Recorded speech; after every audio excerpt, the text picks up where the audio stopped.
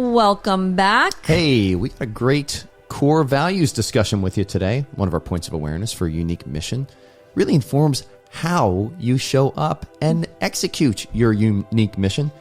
And it also generates a lot of motivation for you as well. Yep. And it helps you make decisions. So you're definitely going to want to stick around for this. Core values inside. See you there.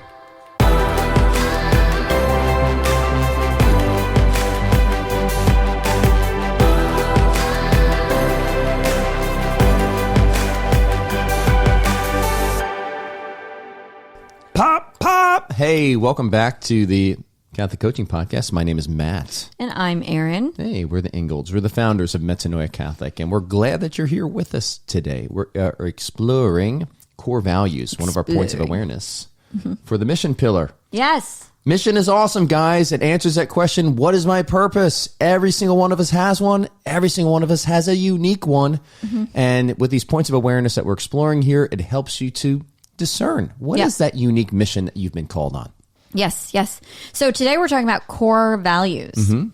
It was cool. We were kind of discussing this before. We were kind of sorting through different themes, other ways that people have described core values and really how they've been helpful to us. Yeah, we want to share, we're standing on the shoulders of our friend Rick Newton and the Newton Institute and the way that they use core values over there. And really what he calls them DNA-driven values. I love that.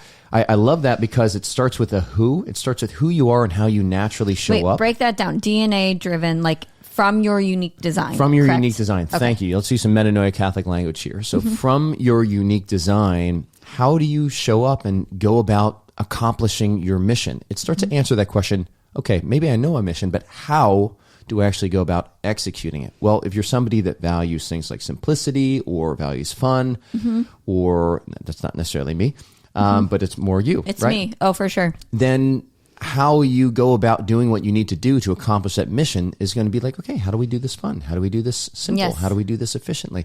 And so it really starts to answer that question, how do I operate? And that's not the only way that core values are defined. It's the way that we're using it here today. Yep. And the reason I love using it is it really answers that question, helps answer that question, how do I show up?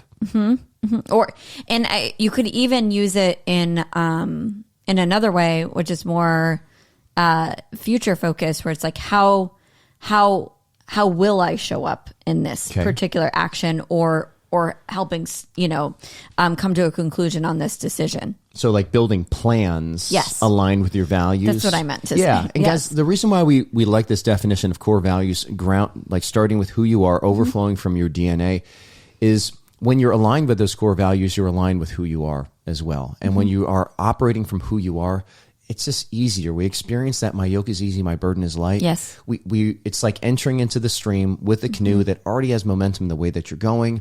And so you can kind of just easily kind of move forward, right? Versus trying to force values on yourself that aren't there. And that's like jumping into a stream that has no current. Yeah, there's another distinction too here where there's core values and then there's personal values. And personal values are similar to core values in that they're things that we find important, but they're more so changing throughout our lives, depending on our state in life, depending on our vocation. Is what we prioritize in that particular place. So it's a little bit more specific according to you, but it's not like core values stick with you throughout your life because they are DNA or unique design driven. They really stick with you throughout your life. But those personal values can be somewhat transient. Yes. I know, for example, I recall a client that was struggling with, okay, do I stick with this profession over here that has more financial promise to it, but less time with my family? Or do I go with the one that's going to give me more time with my family and it's going to stretch me a little bit financially, but I'll have the more time? And when he was able to identify that personal value, which was at this season of my life, I really want to prioritize the time off, the travel that we do with our family. It was really simple for him to be like, okay, I can sacrifice these other things that the money would buy because they're not as valuable for me, so that I can be in the job that gives me the flexibility to be able to travel and have those meaningful experiences with my family. Now, that could be something that based on a season of life may change later on. Maybe his kids grow up, they get they have their own families. They're going out and they're doing their traveling. Yeah. And so there might be a season where he's just like, okay, now I'm shifting my focus, not so much to prioritizing time with my family, but maybe it's prioritizing time with my spouse or downsizing or whatever it might be. Yes. So those can be, it's good to identify those things, but the reason why we don't capture those as a point of awareness is because they can be transient. Still good to identify those things. Yes. But the core values, they're consistent. We actually have time. an entire not a podcast, but an entire workshop in our Academy Plus. It's one of our archived workshops, which you get a ton of our archived workshops in Academy Plus inside there. And that's on decision making, where we really kind of explore your personal values. Yes. So it's a different way of approaching this, but we want to talk about core values because of their permanence in your life, right? And if you're like triggered like me of the word permanence, don't be, because it's actually something where you're coming to know who you are more and coming to accept that part of you. Yeah, you are permanently you. Yes. I mean, and we're ever changing, of course. We're growing in virtue, hopefully. But also we are like, if anything, you just kind of come into awe. Wow, the Lord made me this way for a particular purpose, for a particular reason. And I think it makes you kind of go into wonder a little bit more versus like condemnation. I actually personally, we explored our organizational values, because companies and organizations, they have their core values as well, but those really overflow from the DNA of the founders here, or the unique design of the founders. And so I remember going through this exercise with Metanoia Catholic, with Rick Newton, and it being something super helpful that we continue to point back to. I remember even recently. Yeah, I know, like, how often do you just get the core values are up on the board, right? There's some nice poster and then you never refer back to them. I had a client once that they were kind of having some tumultuous times amongst the team, and the way that she brought everybody back together was just grounding. Hey, this is who we are. This is our mission statement. These are our core values. This is how we operate. Yes. This is what you agreed to. Yes. When you join. So like we're all submitting to this, not just me, but because our mission requires it. So there's something that's very grounding. But recently for us, we'll go through our core organizational values here in a second, because I love sharing them. But we not yet. We'll do it later. But we have a core value of relationship. We really value personal connection with other people. Naturally, we're a coaching company. Yeah. So it's something that we value.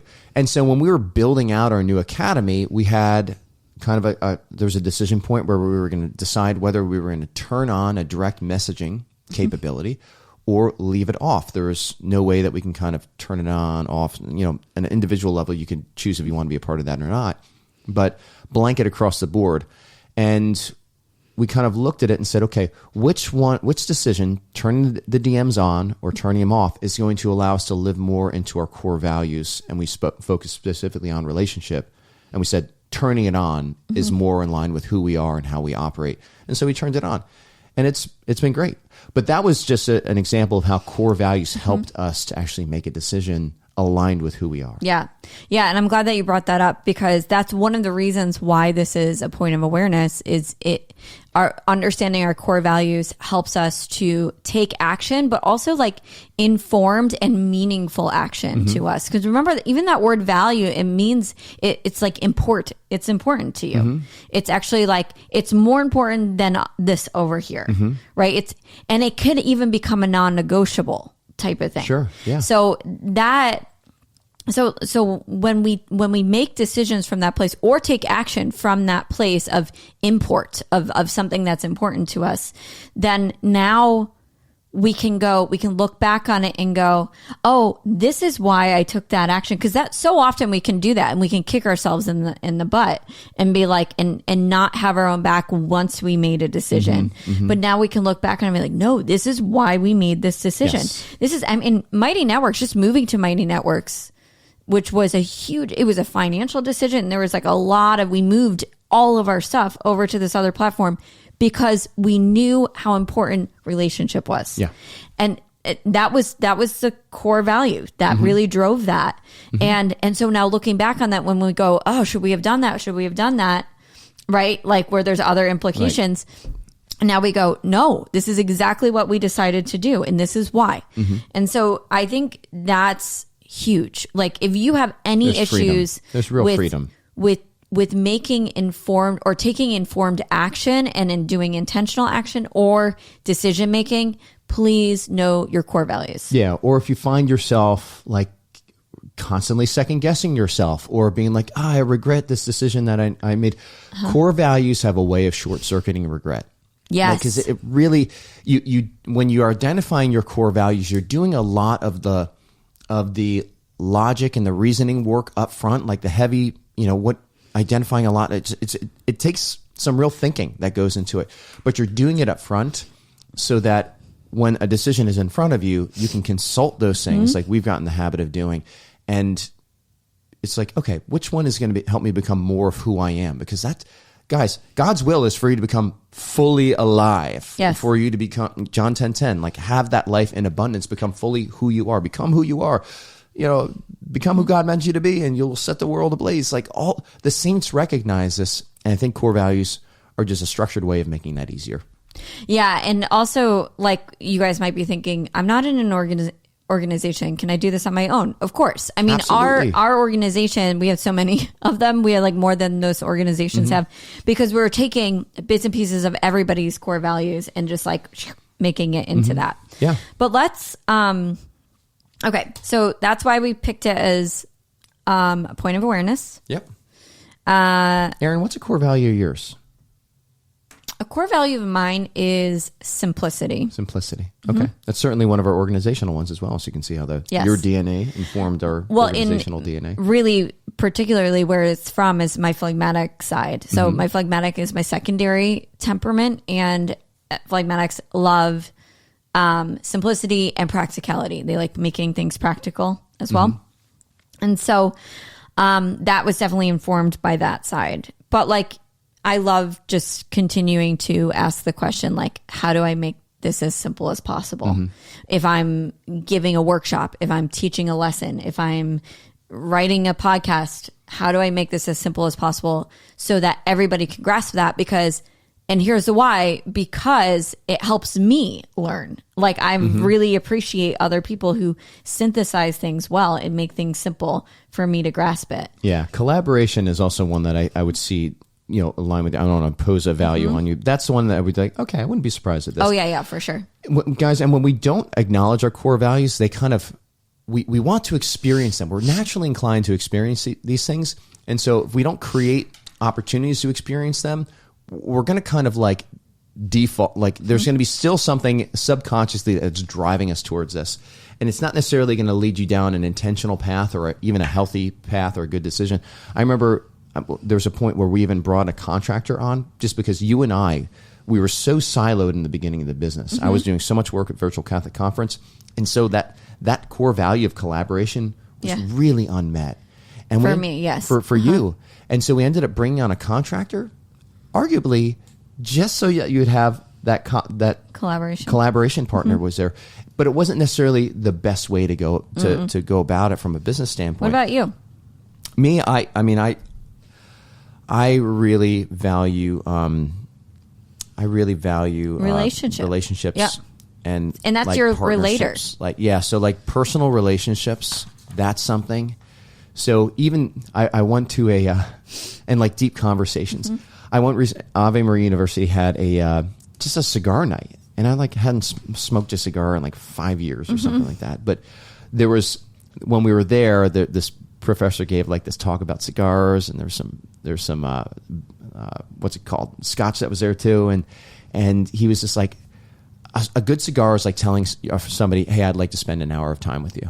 It's cool. Yeah, and that like so resonated with my core value of relationship, and so I was like, okay, I immediately went out and bought like a bunch of cigar paraphernalia because it was like, I want to do this on my back porch. And I did it the other night with Bryant, and we both the two of us just got together. Related. Had a little scotch, smoked a cigar after, our kids were in bed. And it was just like, and we didn't even talk business. We just talked about whatever. It was great. I think another thing, even in our business, understanding that this was a core value of yours, and also just leaning into the strength of your relator, has really, I think, I don't know, like it's removed an actual block that used to be there where it was like, where you were like, you had some resistance to creating partnership, but now it's like, oh, I love this because I can go into these partnerships and all I have to do is relate to them. Yeah. There's no like end goal. I just like, I'm relating, selling. But also what we're connecting. doing is we're finding a win-win-win, everybody wins from this. Yes. And I think it's like almost your strategic,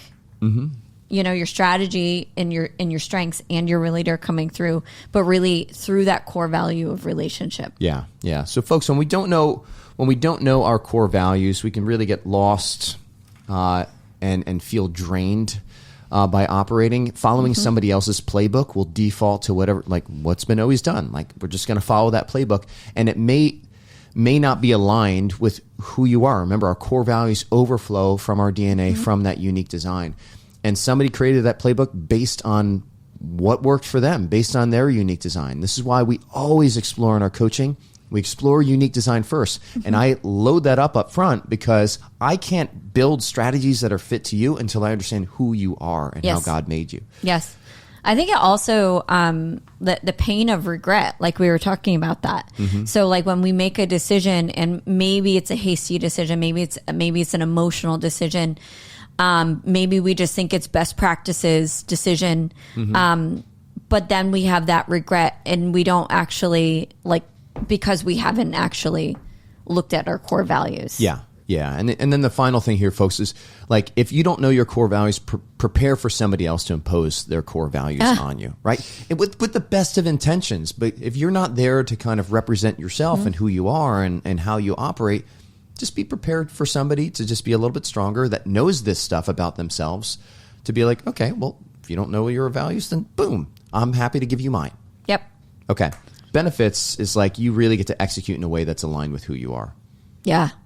Such freedom here, folks. I love it when Aaron goes, hey, how can we make this simpler? I love it. I love it when we're kind of focused on problems in a meeting and all of a sudden Abby is just like, hey, remember when we're enthusiastic, right? Right, y'all? It's my Abby impersonation. And she always brings us back to focus too, which is great. It's like, it's awesome, but like being able to do those touchstones and I think you make faster decisions. Yep. All right, without all the drama, and it really maximizes the meaning of what you do. The importance of what you do. Yeah. Yep. When you get to experience who you are, authentically who you are, unique, unrepeatable, guys, it feels good. It does. It feels good by God's design. And you know what? It doesn't take away from God. I find that. We're going to get into that. Yeah, it glorifies God all the more. All right. Let's get into the enemy strategies against you starting to discover your core values. Yep. The enemy obviously uses lies to keep us in discovering anything about who we are, because then it reflects back to like who is God, right? We start to wonder about who is God. But also specifically in this area of core values, I think that's where the enemy the lies that keep you from embracing them, claiming them, discovering them. Yep. Yeah. So lie number 1, let's get into this. Yeah. I should have different values. So let's just say you have discovered your core values and then you're judging them and you're going, these aren't noble enough, or these are kind of immature, or, obviously this is an indicator of a deeper kind of self-rejection, and more, I don't want to say that's like a big huge thing, but it's just this tendency, this mental habit of maybe rejecting who you are, rejecting yourself. Yeah, and there may be like a particular vice that you're struggling with, and it's also an area of weakness. It's so, like, say for example here, I know some people, or I've even had clients that are really high achievers. They're really high achiever. They're high competition. They want to be the best. They want to excel. They're motivated by excellence and mastery and achieving some sort of a vision. So very driven people. And they recognize that they have this propensity to bulldoze people as well. Okay. So they prioritize getting the results and getting the goal over really kind of abiding with the person, walking with the person, and building the team up. And there are other people that flip it around. That's the other side. Really focused on the relationship, but not really as focused on getting the results. Yep. When we start to, and I think we could both look at this and we can say, hey, we need people to drive the train. Yes. And we need people to focus on the team. And I think it's good to be aware of where your kind of your weaknesses of your DNA or weaknesses of your unique design may incline you to, treat people as doormats or like or show up in vicious ways, even vicious expressions of your gifts, right?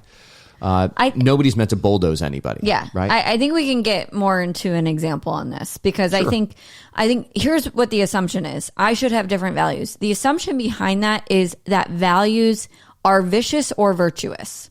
Like I don't have the virtuous values and I have the vicious ones, or I have the immature ones, or I have the ones that are, they're not holy enough, or the ignoble values. No, that's a bad assumption. It's a wrong assumption. Values are morally neutral. They literally are just, it's preference. It's what you prefer and it's what you find important. They can become, or we can associate them with vice or virtue by how we pursue them, by how we act and live within them. And that is why we need to come to know what they are so we can pause and go, wait a second. Okay, I have this value of trust or dependability with my team. Like you gave that example of that client. Like, I have this value of that. And last time I did that, I was kind of like operating out of this value of wanting to trust my team. I kind of started manipulating them a little bit. I kind of started being passive aggressive, trying to control them too. Right. So we can look at the actions of how we are pursuing it or how we're up. It's not the value in and of itself that is vicious or virtuous. That's what I want to say. But we can actually address what's going on as we're trying to pursue that and live into that value. Yeah. Because you had a client that well, I had a client, very driven, propensity to bulldoze, very, very high competition. And one of the things that he would bring up is it's there's times where if I didn't necessarily see a teammate that was performing, I would kind of have a sit down with them, but I wasn't inclined to really walk with them or really empathize with them. And I wanted to be like, that's okay.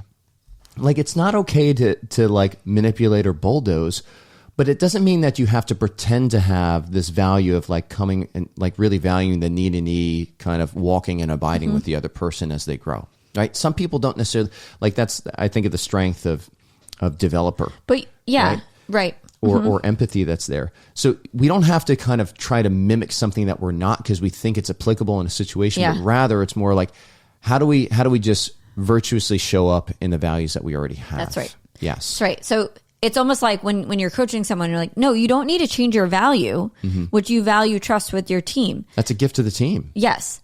But what you do need to change is your approach on it, or find somebody to fill that gap. Yeah. So if somebody does need a knee, you could say, hey, so-and-so would be great to talk to you about this, right?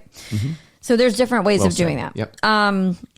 So based on here's your counter strategy. Just get curious. Get curious about what you value, what you find important. If you know your temperament, which you can go find out what your temperament is in our basic academy. It's free. You can go take our assessments and start to learn what your unique design is. And I recommend you do that, actually. And if you know your temperament and then you download our free temperaments report, which used to not be free. We made it free.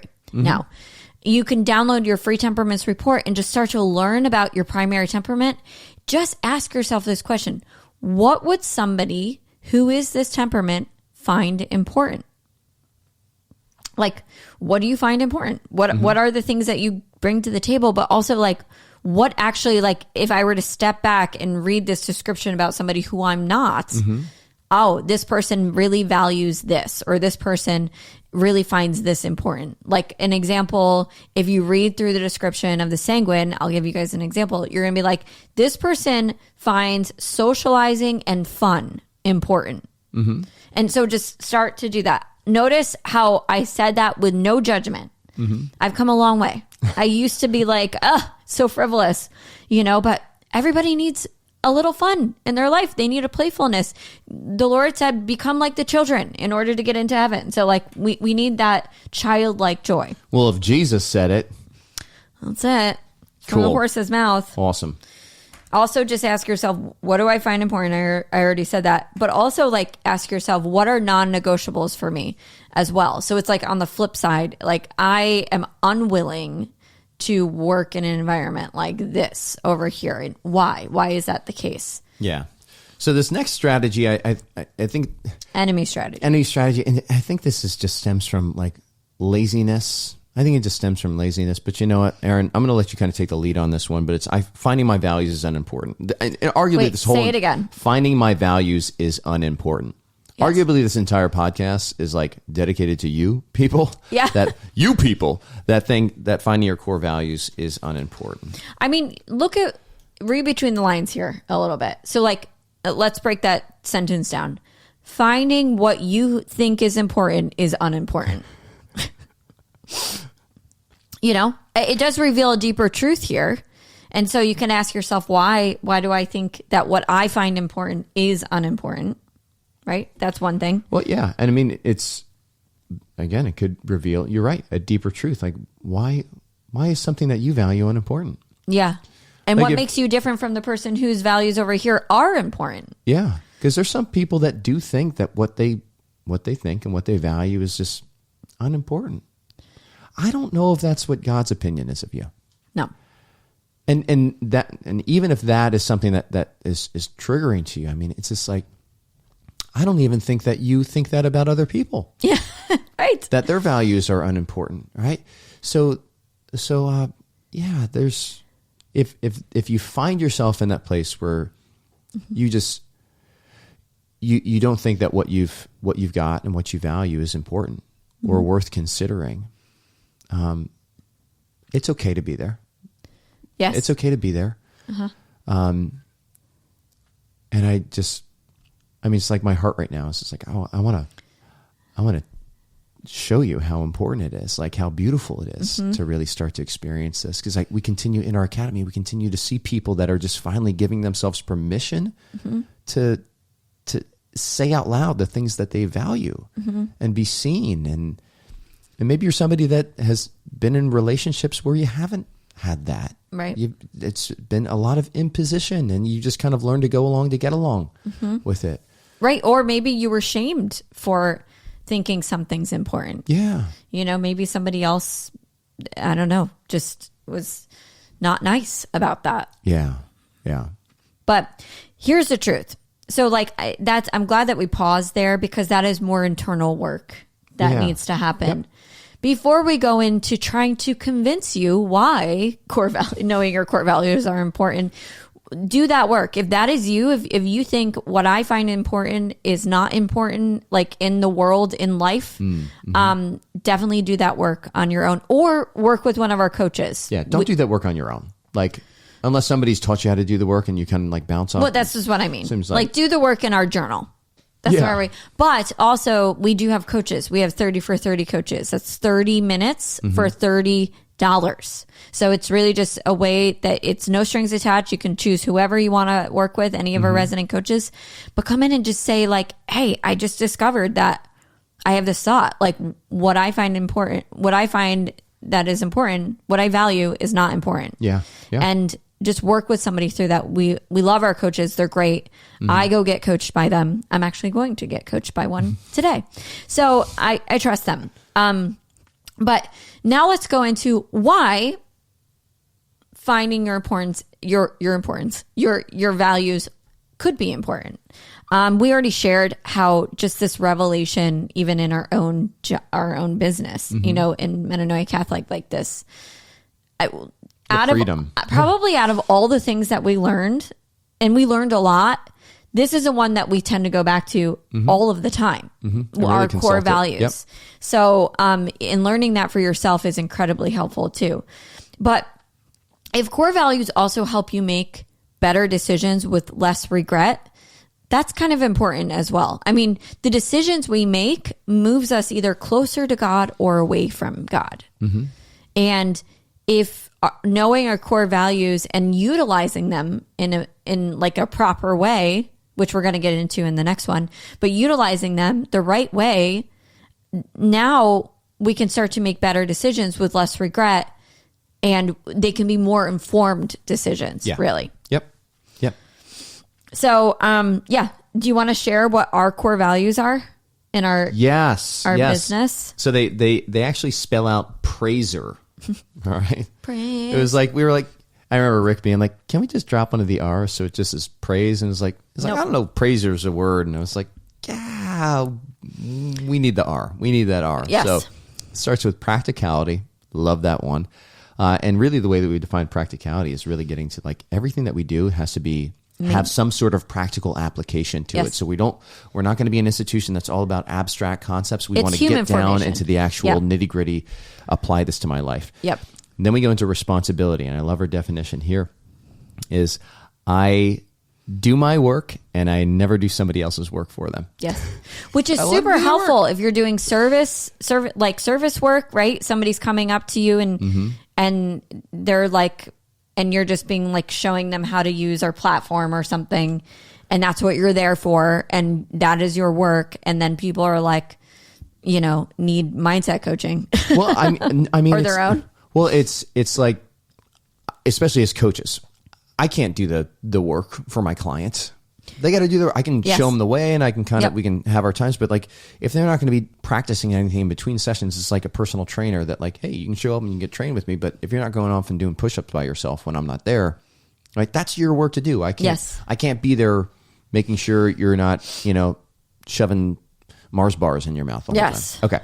So like, that's the responsibility. Then we get into agility, which is kind of quick to respond. Well, we want to be in a place where whatever we do, we're not bogged down by like things that are going to keep us slow. We want to be able to respond to needs as they pop up, and we want to be able to respond to the promptings of the Spirit as they pops up. I remember when we started to go down that path of doing the live event. And there was so much cost, so much commitment, so much contract that it was just, we weren't living, we were getting so bogged down and tied up with it that it was putting us in a place of bondage where we couldn't be docile anymore. And so when we jettisoned that was actually restoring our core value of agility and returning to that. Simplicity is my favorite one. Just like let's make this simpler. Yeah. Let's not overcomplicate it. Let's just make it simple.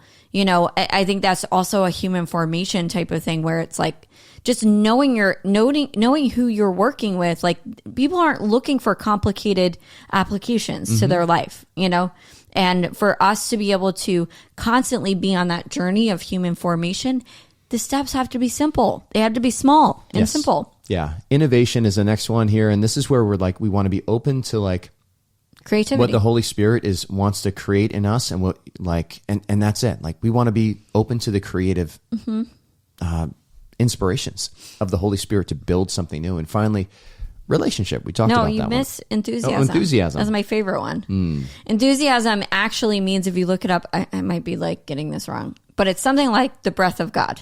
That's what it actually means. To enthuse, to like have God be breathing into you constantly, and having that joy and that energy of being like, let's do this, let's like this doesn't have to be hard all the time. Like, actually you can be excited to do this work. Yeah. And then relationship. Yeah. And that's where it's just like relationship, deep connection that's there. And so I love the exercise that we went through with Rick.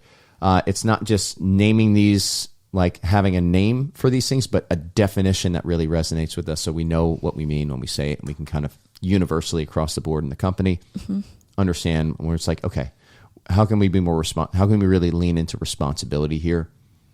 It's a very simple way of giving people a way forward. Cool. Third and final strategy of the enemy. Yes. Keeping you from your core values. What do we got? I don't know what to do with my core values. So, like, once you receive them, that was kind of like me going into, like, I was kind of thinking this first one, or this finding my values is unimportant. Like, I didn't really see the actual value of finding my core. Because you didn't know what to do with them. Our core values, because I was like, what do you do with them? It wasn't practical. Is it just another like assessment that we just learn a bunch of information, but we don't actually apply it. Yeah. Or the motivational posters. Right. Is that like teamwork? Right. What do you do with them? So here's what we do with them. We have people define them. Like we actually did this with Rick's group. Yeah. So it was kind of like we all broke off and we all were assigned a couple core values and we had to define them, but define them in your own way. Mm-hmm. Right. But if we go back to core values are kind of how we operate, right? We need a couple, we need a couple other elements going on here. We need a task that needs action or a decision that needs to be made. Mm-hmm. That's like the first thing that kind of brings this core value to the forefront. Mm-hmm. You need to know your core values, which you can learn what they are in our academy if you come and join us. Mm-hmm. Or our Compass programs. More on that here in a moment. Or on our Compass programs. So you need to know your core values. But also I want to give this to you guys. If you look up on Google and just say list of core values, that's a great place to start. You could totally just start there and just be like, I find this important and this important and this important. Yeah, mind you, when you're doing that, make sure it's just like, okay, what are the values that describe the way that I already act, not the ones that I want to aspire to, mm-hmm. right? Because if you want DNA-driven values, the ones that are really driven from who you are and your unique design, you're already living in alignment with those things, mm-hmm. right? Mm-hmm. We just want to help you to be more intentional about it. Yeah, yep. So you want the action required or the decision to make. You want a core value or a number of core values. You want your because. Why do you find this valuable in this particular situation? I'll give you guys an example of what that looks like. So, but it's like, why is this important here? And then a customized question, including your core value. Mm-hmm. Okay? So I'm going to bring you through an active exercise of what that looks like. So I have already shared with you guys that I value practicality and simplicity. I'm going to use both of those core values here just to, I don't know, toss things up a little bit. Cool. To make it, I don't know, a little more variety here. The action required when I sit down to write a workshop, a workshop that I'm about ready to do for our community or something. So that's the action required that I don't usually feel very excited about doing, but I know that if I sit down and start doing it and like appeal to my core values, then I can start to get going. And I create better questions to ask. Does it kind of motivate you too? It does a little bit. Yeah, something about your core values that ties back to that unique design point of awareness of your motivations as well. Yes. Yeah. So action required, writing and teaching a workshop.